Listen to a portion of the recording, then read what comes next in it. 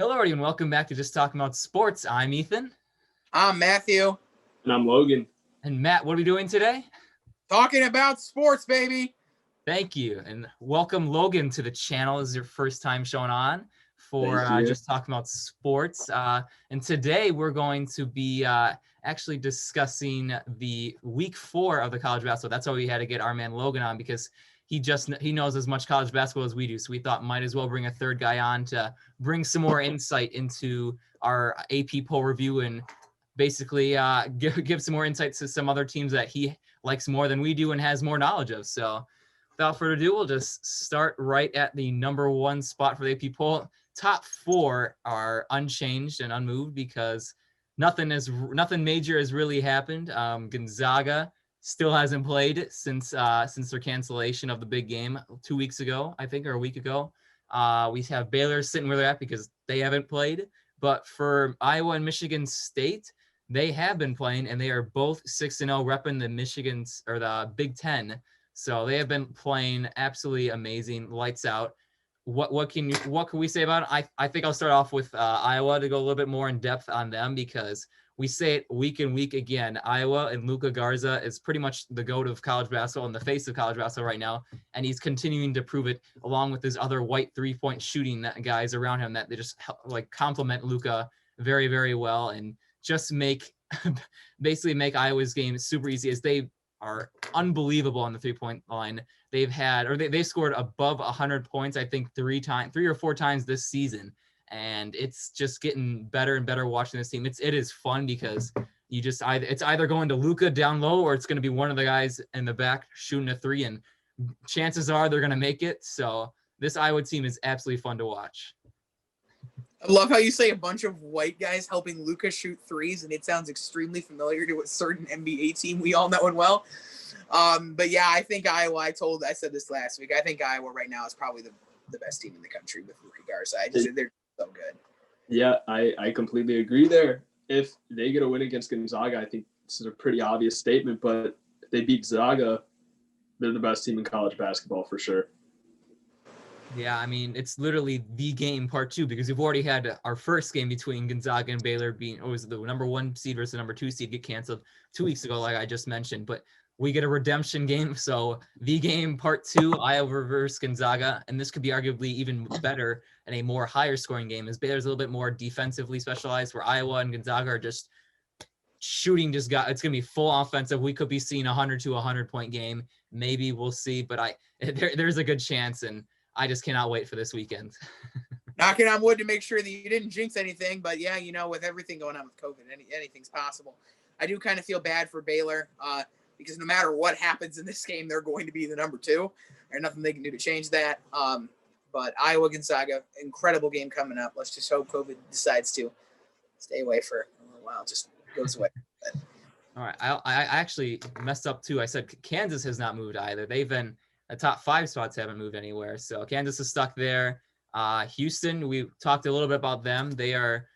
I think they had problems with COVID issues this week. I'm pretty sure they did not play as many games last week. So they are stuck. They still moved up 1 spot, but that is because a few teams have been moving down. So for basically, I think Illinois was a little bit lower, but Houston's basically moved up a spot. Congrats to them. Villanova is also up 2 spots, and West Virginia. Now I'll let Matt continue with this one. Well, this was the game that I was looking forward to this week. It was West Virginia Richmond on a Sunday, which also means I probably didn't watch much of it. But the thing important here is Richmond was a red-hot team, guns blazing heading into this game. They were really that under-the-radar team that I had talked about. They needed a big win, and it needed to come against West Virginia, and instead they got smacked around. And really, it doesn't surprise me. They were 10.5-point favorites coming in, and they covered that cleanly. West Virginia is an under-the-radar team. They don't really have that, again, they don't really have another big-name star, and you're seeing that actually with a lot of these teams. You don't have those big-name players. But West Virginia continues to slide under the radar. They've now gotten into the top 10. Nobody's really talking about this team. They have capabilities. They always play Gonzaga at some point in the season. They've done it the last 3 years. They have a contract with them. They're going to do it again. So it's the big test to see if West Virginia, that we've seen part 1 of the test. Now we need part 2. If they can beat Gonzaga if and when they play them. I mean, West Virginia I don't even know. They're a team that like nobody really knows because they're not. I mean, they were in the top 25 for a bit last year, but they've not really been a basketball school straight up. But I would like to comment on what I just said for a second because they yes. already won. That's my bad. I take bad on that. That was the only loss they have, and they lost by 5. Mhm. Kansas is the big one that we're looking at. Anyway, continue on.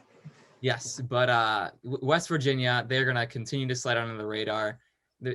I mean, there's nothing. I mean, they're a star. They don't have a star player, like you said. So they're a well-rounded team, and they're in the top 10. So I think that because they're not versing as many higher-seeded teams, the rest of their schedule moving forward, I think, because besides Gonzaga eventually, like you said, I feel like they're going to be sitting in the top 10 for a little while. So we'll have to get used to seeing West Virginia in this top 10. So Go ahead. All right. West Virginia to me reminds me a lot of the Pacers, where you're a pretty well-balanced team, but you don't have really any superstars, and you can look like, I feel like they've been solid the past few years too, but because they haven't had anyone drafted, it's just been a lot of under the radar winning. So I think you're going to have to look out for them come March. It's a sneaky good team. But we'll move on to a team that actually dropped this week after dropping a game. Again, it was pretty much one of the game of the weeks last week, which was Kansas versus Creighton, 2 top 10 teams going at it. And it was a thriller, to say the least. It went all the way down to the wire where Kansas was up 3, and Creighton's player Zagorowski, I think I might have maybe pronounced his name wrong, but he drew a foul with basically not much time left on the clock when he got to shoot 3 free throws, made the first 2, choked on the last free throw, and lost the game for Creighton. It was a heartbreaking loss for them, but we only see them drop one spot. Why? Because it was a 1-point game, and it was a game they should have won, but in the end, Kansas came up with it, and that was a big win for them. And that loss will haunt Creighton, I think, coming for the rest of the season. But I feel like they're going to be sticking in the top 10 too, regardless. But they've got also another interesting week as the Big East the Big East schedule is now starting for conference play, for at least for most of the teams now that the non-conference games are ending. So Creighton's got a little bit harder schedule now that they're going to be versing all these Big East opponents. So we'll see if they're going to be able to maintain their top 10 status. The one thing I want to bring up with Creighton is I've talked about them already. I mean, we've talked about everybody up here, let's be real. But if you look at Creighton, this is the same team, I feel almost, that we always see sneaking in that 4-5 range when it comes to March. They're a team that not anybody sees as that big threat, and it's because the Big East every single year has killed them. Sorry. But the Big East every year kills them. Villanova has always been made the number 1. They continue to struggle. Last year, I think DePaul wiped them with the floor. And so, they're normally considered, just the absolute nightmare of the Big East. And last year they changed that, and they're doing it again this year. But the issue is Creighton needs to stay in with that Big East, and they haven't done that. They need to do it. We'll see what happens as they enter conference play. Yeah, I don't really have anything to add on Creighton. You guys summed it up pretty well. Ethan, is Texas next up on that list? Yep, pretty much. I mean, Tennessee is moved up 2 spots. Congrats to them. They're have only played 2 games, so there's not much on paper, or their resume is too small to really see exactly what this team is looking like, and they really haven't versed any big teams yet. So until then, Tennessee is still a top 10 team, and we'll move on to your team, Logan, with Texas. All right, Texas, this is my sleeper team for this year because they already have wins against Indiana and North Carolina, with their only loss being to Nova by 4. So they could very well be 6-0 with some big-time wins on their schedule already. And I feel like they have quite a few stars over there. Like, what's his name? Greg Brown? Is that what it is? Yes. I feel like a lot of people look at him and think he's the star of the team. Maybe highlight-wise, but like their backcourt of Courtney Ramey and Matt Coleman, they're combining for like 39 assists maybe. So they're dangerous. And then I don't know how he's played, but I don't know. Kai Jones, I feel like whenever I've watched Texas, he's been solid. Very, very solid. So this team, I think, has a potential to make a nice little run, considering I feel like in March Madness recently, like the teams that go deep in the tournament aren't necessarily the ones with the most NBA players. Like you look at Duke a few years ago, didn't last very long. Like the teams who historically do good, like Purdue a few years ago with Carson Edwards, I think this Texas team shows a lot of potential. Texas, to me, is the team that can take down the big dogs because, like we said, Greg Brown is a firecracker. He can always bring the energy, whether it's in the paint, whether it's dishing it out, because don't underestimate Mr. Brown's playmaking. I think Texas is one of those teams, and it's kind of a shame they had a game against Baylor this week that was postponed due to COVID issues within Baylor. Now they only get one game against them instead of two. You can consider that as a good thing because they don't have to play Baylor twice. They have a couple of cupcakes coming up, and literally cupcakes. Sam Houston State being one of them. You just look at their schedule. They got Texas A&M, Corpus Christi, Oklahoma State. They've been good, but nothing concerning. And they get a nice couple of games here. They can get it rolling, get to 8-1, and I believe this team continues to make a push. They can be on fire heading into Big 12 play. Watch out. Yeah, the Big 12 is, I think, the biggest issue that might hold Texas back as we look at the top 25 right now. I mean, look at the teams that are going to end up having diverse. Baylor, Big 12 team. You got West Virginia, Big 12 team, and you also got Texas Tech, Big 12 team. Those are three teams in the top 15 that they're in the same conference, which means they pretty much got to verse them twice. I mean, except for Baylor because that game got postponed. So we're really going to see the rest of the season as it goes on. Is this Texas team legit or is it not? We'll have to see. But I think those playmakers that they have on that team and their backcourt, like you said, Logan, should be able to give a little bit of a scare to these bigger teams. I also forgot to even mention Kansas too.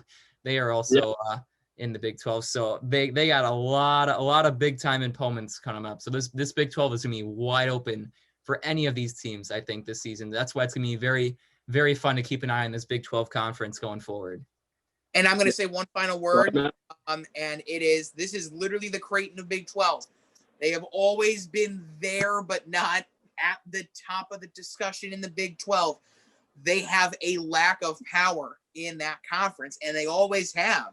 You see them, they're the 5 seed this year in the conference. They're the 6th. They're the 7 seed. They are never up there with the big dogs. Can they do it this year? Can they break through the barrier of Baylor?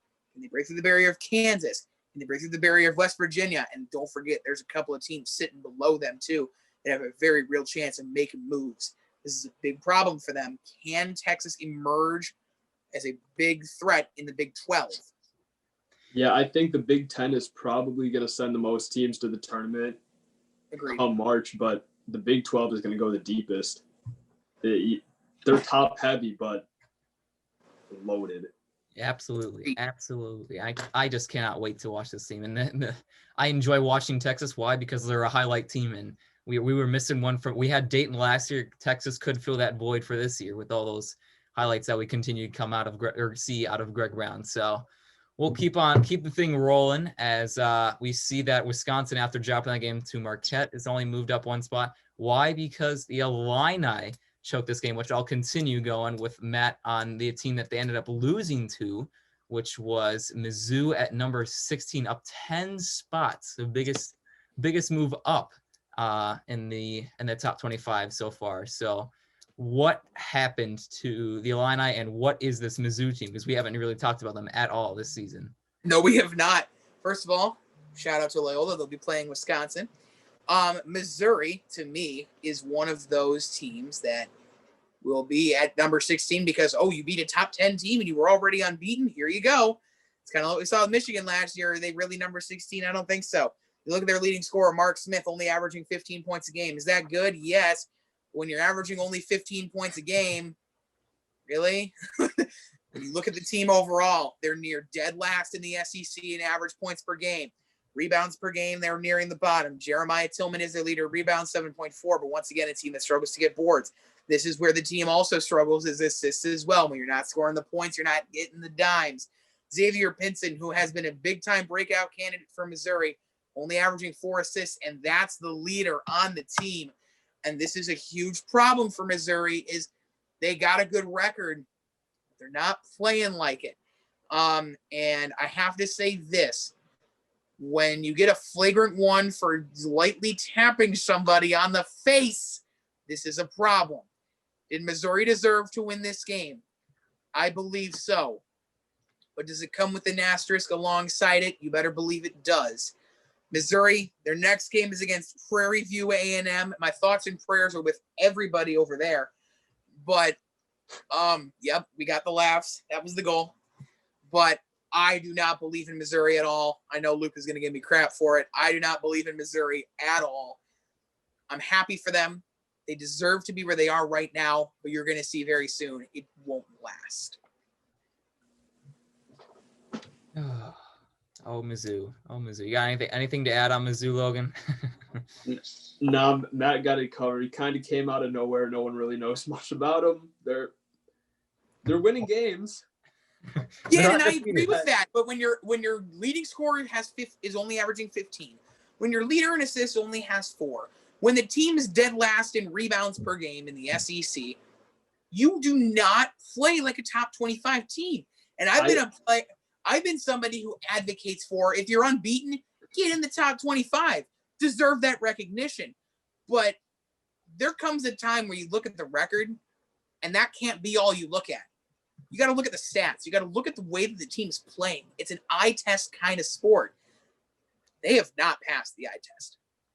Yep, and I think Mizzou's going to sit in here because their schedule's very cushioned until they will be. They'll have a quick wake-up game against Tennessee, I think, 2 weeks from now.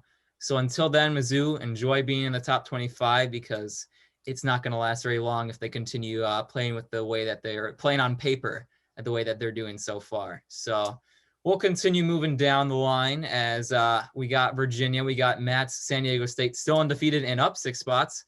Matt, very, very happy with that one. And then we stop at Rutgers, where Logan will give us a little bit more in depth into this one. All right, so Rutgers just finished up beating up my Maryland Terrapins. It was an ugly game for both teams. Really ugly game. Rutgers defense played well, but Maryland's offense played even worse. Their big wins here are Syracuse and Maryland, which aren't crazy. So I'm a little confused on why they're so high. I get it, they're undefeated, but I think there are some teams that deserve to be ahead of them. But their backcourt, Geo Baker and Ron Harper Jr., son of former Bull and NBA champion Ron Harper. That man dropped 27 tonight on 5 of 8 from 3. That's pretty good. And honestly, from watching them, I don't think they're a team that's going to be top 25 end of the season. I don't think they're anything higher than a 7 seed, 8 seed. They're good. They'll be in the tournament.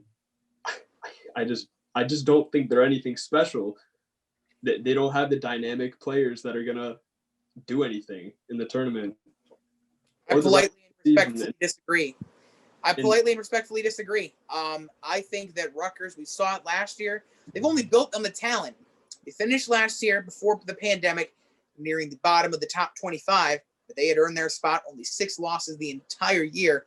And that's playing in the conference that the Big Ten has been, that just a week ago had 10 teams in it. And I think they actually might still have 10. The Big Ten has been unbelievably stacked with talent. And are we really going to see how good Rutgers is in the coming weeks? Absolutely. Good luck playing the Big Ten. But they've had a couple of really brutal opponents early on. Have they played great? But have they won? And have they won convincingly, unlike a team I just talked about in Missouri? Yes. I don't know how an ugly game can be considered a 14-point victory against a team that was nearing votes in the AP poll, had, I believe, 12. They had 12 last week. Okay, forget anything I said. But Rutgers, I think, is one of those teams. They gotta beat some of those Big Tens. There's so many like Ohio State, Michigan that you could pretty much clump them together. I think Rutgers is a lot better though than a lot of people give credit for. Yeah, I mean, last year was a big surprise seeing, oh, wait, Rutgers, aren't they a horrible athletically program in every aspect team, but they're somehow in the Big Ten?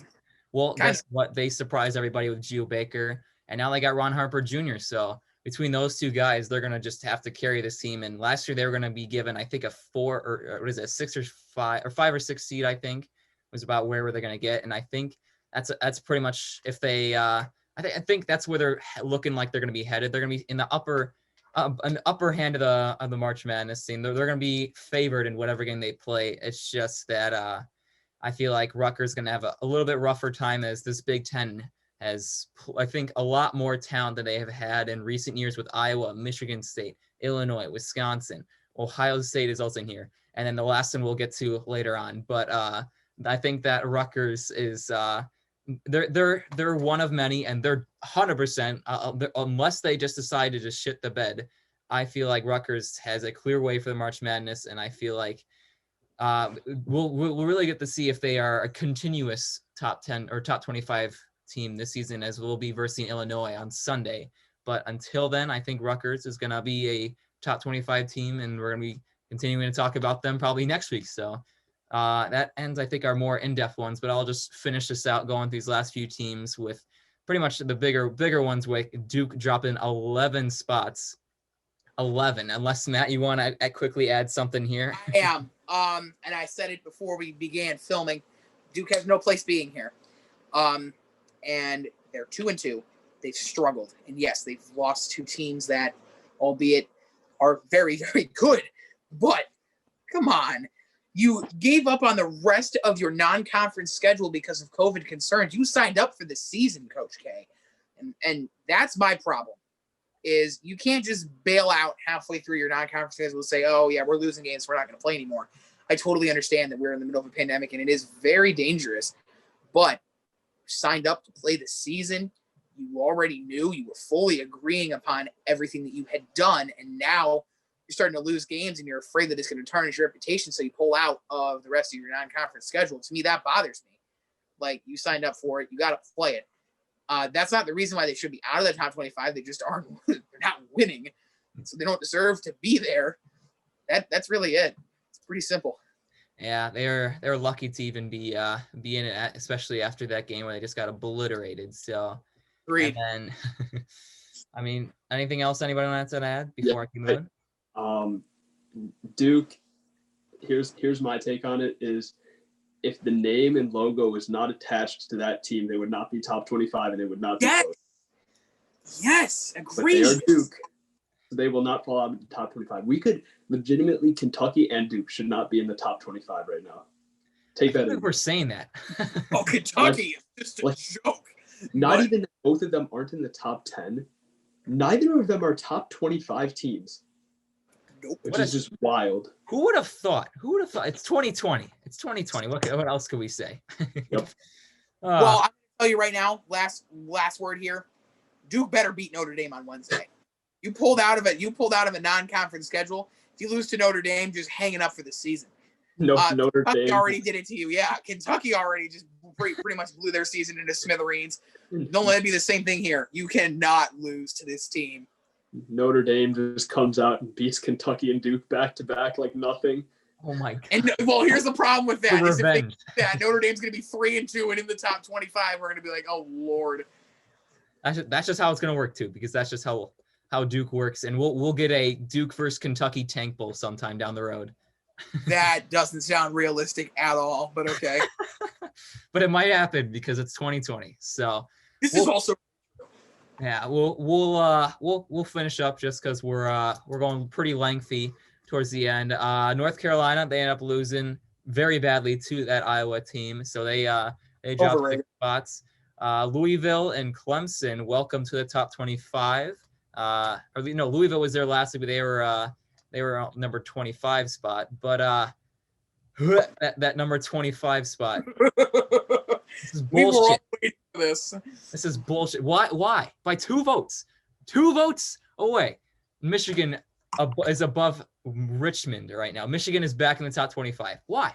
I have a problem with it. I have a problem with it because Richmond, you lose 1 game, and it was against the top 10 team. We're just going to throw them out like nothing happened. Michigan is unbeaten. Fine. I literally just said it before with Missouri. Fine. Get in the top 25. But if Richmond wins games, knock them out. It's only for the money. I hate it. I hate Well, Michigan. welcome to the Big Ten having nearly 40% of the damn poll. What do you want me to say? Like, outrageous. But, well, I guess that'll probably take us to the end, this Michigan slander. Stupid Michigan back in it. Now, hopefully we'll have some teams move up this week, as this is probably going to conclude our AP Poll Top 25 review for week 4 of the college basketball season. We got plenty more to go as the conference games are just about beginning to start. So we'll see a lot more teams going higher or flying up and flying down, because there's a lot of teams that are going to be moving up, especially with all these very stacked divisions. So we cannot wait. But until then, I hope everyone has enjoyed this video, and that's going to do it for us. Hope everyone enjoyed, and I'll see you guys next time. Logan, pleasure having you on, sir. Thank you. Thank you, guys.